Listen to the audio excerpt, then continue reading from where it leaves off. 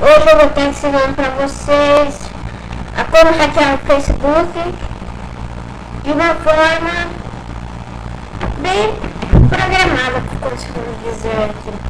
Bom, primeiramente você vai baixar o download da descrição do vídeo, como se fosse a página. Você baixou ela aqui, ó.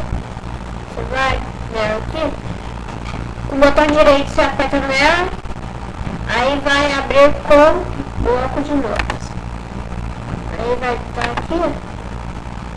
Você dá o Ctrl A, seleciona tudo, Ctrl C, você copia, Ctrl A, Ctrl C.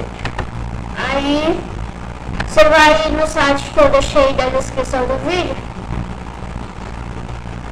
no outro site aí, vai estar apertando aqui, ó, você vai entrar no site e apertar Ctrl V, você cola tudo. Aí dá um pouquinho, daí aperta salve.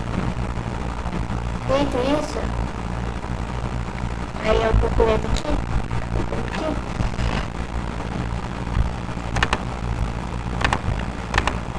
Aí, ó, aí já tá gerado o site. Aí, esse site aqui, ó, é o que você vai passar para seus amigos.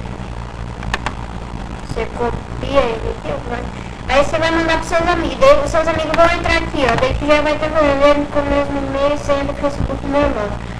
Vai estar falando como se fosse o meu Facebook. Você fala que você criou, tem assim. Aí você manda pro seu amigo o site, esse site aqui que saiu.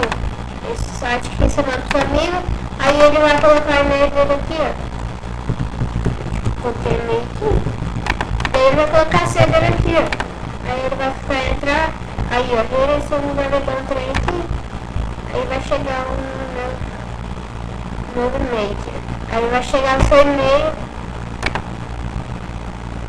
Aí vai estar falando aqui o e-mail dele e a senha.